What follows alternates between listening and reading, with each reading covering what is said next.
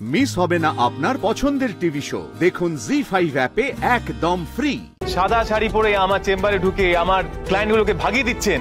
আমার মতো দুধে উকিলকে আপনি নাস্তানাবুদ করছেন? হ্যাঁ আরে বাবা, ওটা তো আমি তো আপনার সামনে দিয়েই চেম্বারে ঢুকে গেছিলাম, আর একটুখানি শুধু মাথায় ঘোমটা নিয়েছিলাম আর গলা কাঁপিয়ে বলেছিলাম।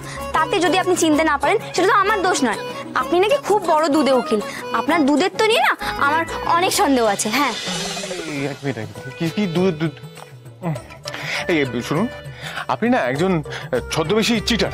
এই ওসব ইংরেজি ছেড়ে লাভ নেই। হ্যাঁ, যারা ডিভোর্স করাতে এসেছিল তাদের তো কোনো জোরালো কারণও ছিল না। চারটে বিয়ে দিয়ে আপনি খুব বোঝদা হয়ে গেছেন, তাই না? হ্যাঁ, সব বুঝে গেছেন কার ডিভোর্স দরকার, কার ডিভোর্স না। হ্যাঁ, এই যে শুনুন, যারা ওই কাকুর সিন্দুকটা চুরি করতে এসেছিল তারাই যে আমাদের ঘরে আবার পরে কংসবৎ পালা করতে এসেছিল, সেটা কে ধরেছিল? হ্যাঁ, আমি না আপনি?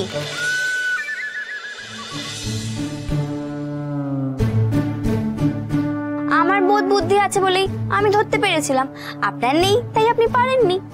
এই এক মিনিট, ডাকাত ধরার সাথে এই ডিভোর্সের কি সম্পর্ক? ডাকাতরা যেরকম সোনা দানা ছিনিয়ে নেয়, আপনিও সেরকম স্বামী স্ত্রীর সম্পর্কে সুখ শান্তি সব ছিনিয়ে নেয়। আপনি হলেন সেই ডাকাত। কি? আমি ডাকাত?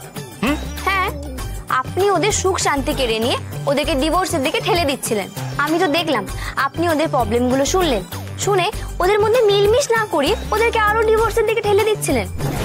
তাই আমি এই উকিল ডাকাতকে নির্মূল করে ওদের মিলমিশ করিয়ে দিলাম।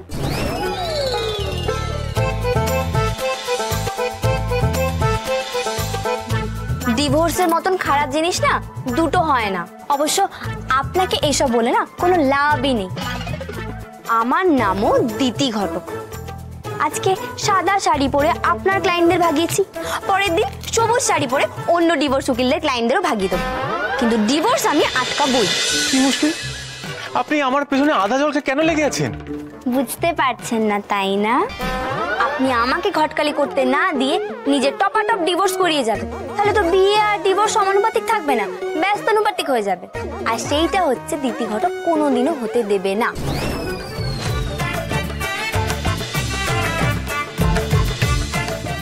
দেখছি আপনার ঘটকালি করা ভালো ছিল। আরে এটাই তো আমি দুদিন ধরে বলছি আপনাকে, ওই চুক্তিপত্র থেকে ঘটকালি করতে পারবো না, এই পয়েন্টটা শুধু কেটে দিন, তবেই আমি সাদা শাড়ি পরে করতে যাওয়া বন্ধ করে দেবো। বুঝতে পেরেছি, বেশ বুঝতে পেরেছি। আপনার মতো না দুরন্তর মহিলা না খুব কম দেখেছি। আমি হলাম এক পিস, বুঝলেন?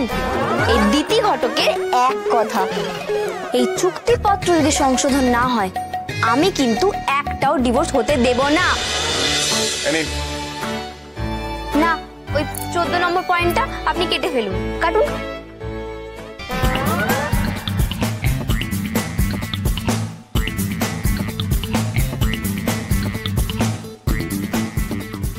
শান্তি না, এরপরে ওর নিচে লিখুন, দিতিপ্রিয়া ঘটক আজ থেকে ঘটকালি করতে পারবে। জি5 ডাউনলোড করুন আর সব এপিসোড দেখুন একদম ফ্রি।